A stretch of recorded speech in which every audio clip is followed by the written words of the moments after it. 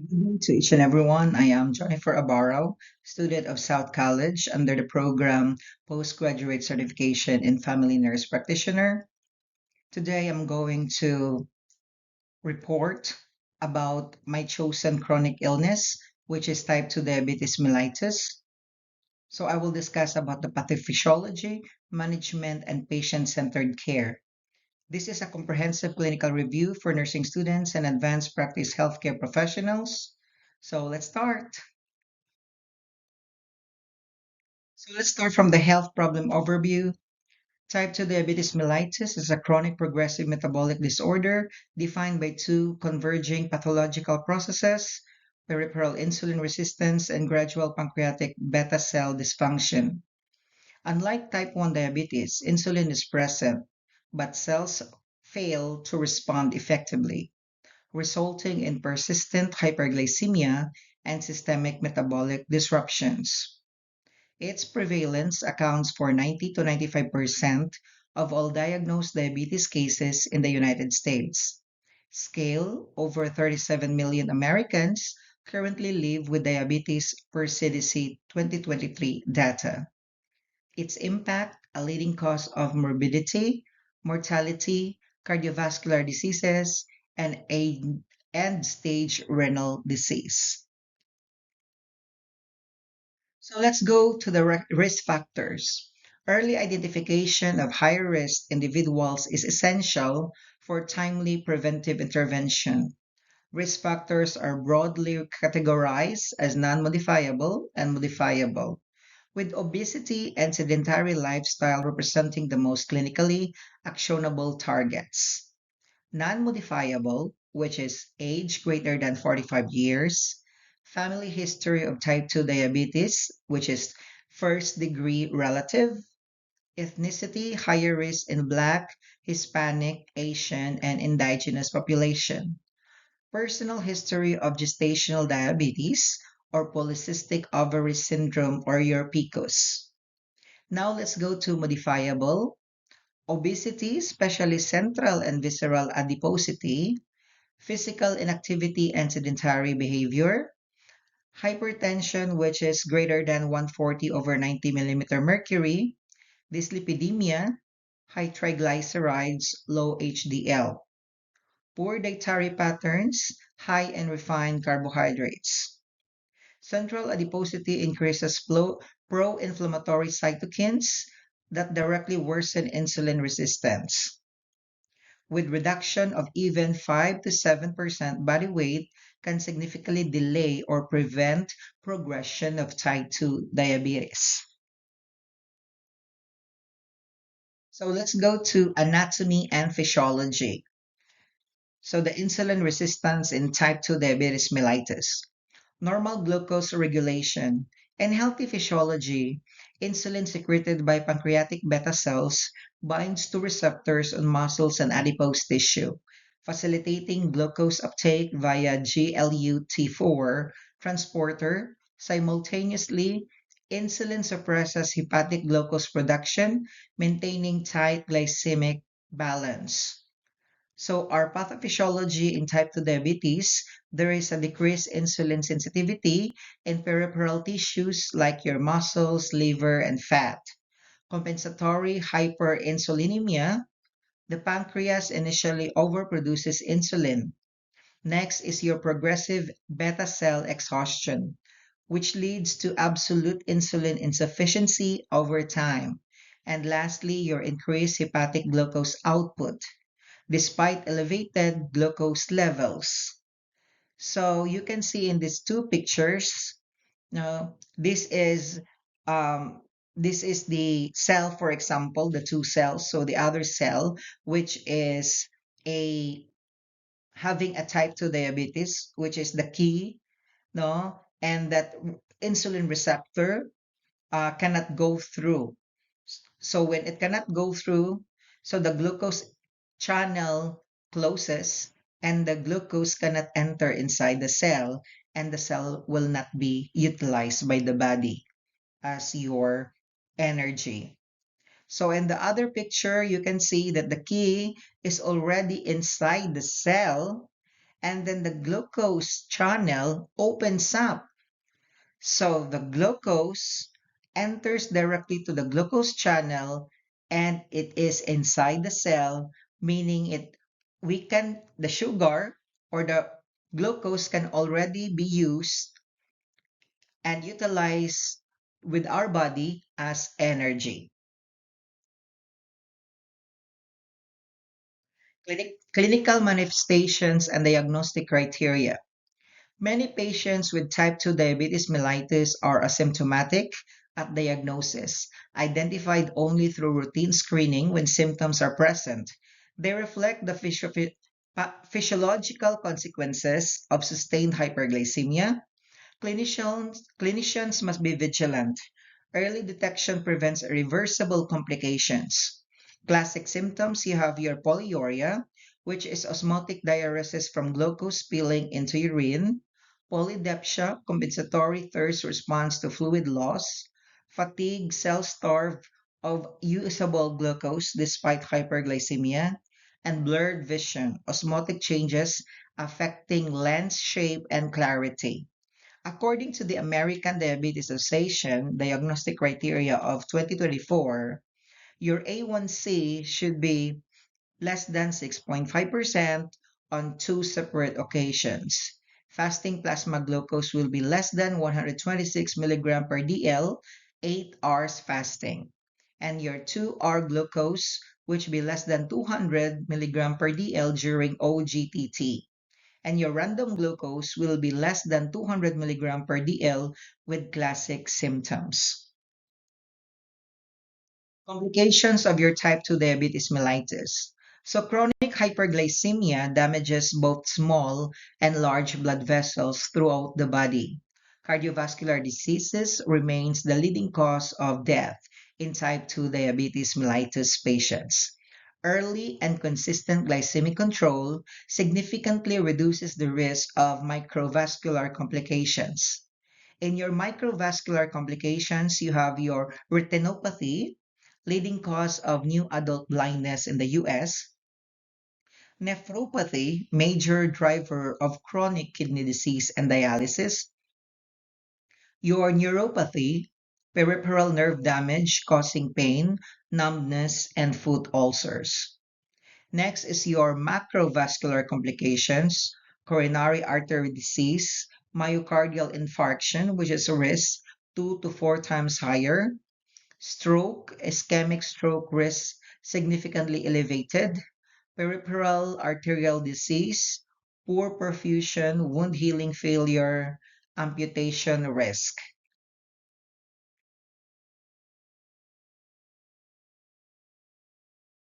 So medical treatment, pharmacologic therapy. So pharmacologic management follows the ADA standards of care, individualized by A1C level, comorbidities, renal function, and patient preferences. Therapy extends beyond glucose-lowering agents, are selected for proven cardiovascular and renal protection. Your first line is metformin, which is very common. It reduces hepatic glucose output, low cost, weight neutral, well tolerated, use with caution in renal impairment with GFR of more than 30. Number two, you have your GLP-1 receptor agonist. So your semaglutide, liraglutide, which is proven cardiovascular mortality benefit, promotes weight loss, preferred in patients with established CVD. So this is very popular now, most especially in females planning to have a diet and have a sexy body. No? So next is the SGLT2 inhibitors. You have your empagliflozin, dapagliflozin, it is a cardio and nephroprotective, reduces heart failure, hospitalization, and CKD depression. And you have also your additional agents, your DPP4 inhibitors, sulfonylureas. Okay, there is also a add-on therapy based on your A1C gap, now the cost and the profile. So next will be or non-pharmacological treatment. So of course, we need lifestyle change or lifestyle intervention is the foundation of type 2 diabetes management. And for many patients, the most powerful intervention available, even modest, sustained changes in weight, activity, and diet produce measurable improvements in glycemic control and cardiovascular risk. Weight reduction, a 5 to 10 reduction, a 5 to 10% reduction in your body weight significantly improves insulin sensitivity. Structured programs with behavioral support yield the most durable results. Next is your physical activity. Minimum of 150 minutes per week of moderate intensity aerobic exercise. Resistance training twice weekly enhances glucose uptake independently of insulin. And next, your medical nutrition therapy emphasizes whole grains, lean proteins, non-starchy vegetables, and reduced refined carbohydrates. Referral to a registered dietitian is strongly recommended. Behavioral health. Smoking cessation reduces cardiovascular, stress management techniques, counseling, mindful, then address cortisol driven fluctuations like your stress management. It helps in reducing our stress hormones. So, next, we are in a patient and family centered needs. So, diabetes management extends well beyond the clinical encounter. It is a household level condition that reshapes daily routines, dietary habits, and emotional well being for patients and their families alike. So, number one, we need to educate. Ongoing Teach Back based diabetes self management education, or your DSMES, improves adherence, reduces A1C, and builds patient confidence. Next is your financial support. Medication affordability is a critical barrier. Explore patients assistance program, generic options, and community health resources proactively. Next is your psychological well being, your mental health. So, depression is 2 to 3 times more prevalent in diabetic patients. Routine screening using validated tools like your PHQ-9 and your referral to a behavioral health is essential. Next is your cultural sensitivity. Dietary counseling must honor cultural food traditions and health benefits. Culturally adapted education significantly improves engagement and outcomes. The challenges, recommendations, and key takeaways. So we have barriers to effective management. Now, of course, no, like for example, medication non-adherence due to cost, complexity, or side effects. For example, if you use the semaglutide, which is the GLP-2, it is expensive. No, some like prices without insurance is like 1,800, 1,500, and if you are not really diagnosed with diabetes, some of the insurances will decline the request, or sometimes it needs pre-authorization from your provider, needing a instance defense coming prior for your provider why you really need that semaglutide. Okay, so next is hypoglycemia risk from overtreatment, especially in elderly patients. So we need to be careful also because most especially in elderly patients, they are very high risk for hypoglycemia. That's why during midnight we are giving them snacks, no, or juices so that they will not be experiencing hypoglycemia during 3 a.m., 4 a.m. Now, because that is usually the time that our body utilizes all sugar. And those are the times that our cells and the insulin are working on because of the medicine that you are taking. So, polypharmacy in older adults increases adverse event risk. Okay, so because in elderly patients, we have many medicines that they need to maintain in order for the comorbidities to be managed, their symptoms, their signs and symptoms like your hypertension, hyperlipidemia, high triglycerides, and some mental health issues. So there are many medications now when we are taking care of our elderlies. Health disparities, unequal access to care, no, specialists and healthy food. So once our resident in the nursing home or our patient is some kind of, in the level of um, we can say, cannot afford because they don't have work, the salary is not enough for them, and plus to maintain that medicines, which is very expensive, and they have only like Medicaid, or sometimes they're being rejected. No? So this is a challenge for the individuals with diabetes, no, type 2 diabetes, uh, unequal access to care, no, specialists, or when you need specialists, for example, you have your what's this diabetic retinopathy, so you need to go to an ophthalmologist, no, so your eyes will be checked and it will be managed accordingly so that you will not be blind.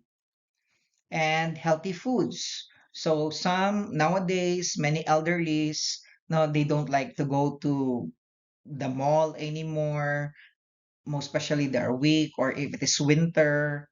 Now they only, buy some easy foods, order, grab foods, or if they go to the grocery, they just buy the microwavable now food that is ready because it doesn't need what's this too much preparation.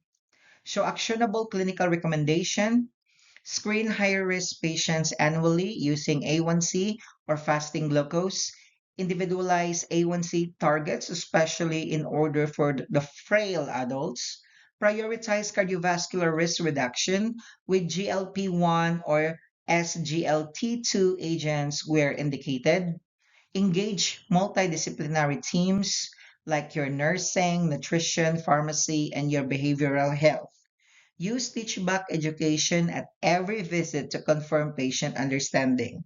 Type 2 diabetes mellitus is progressive, but with early intervention, individualized care, and patient empowerment, complications now will be managed. So advanced practice nurses are uniquely positioned to lead this effort at every level of care. Okay, so once again, thank you very much for listening to my report. Good day, everyone.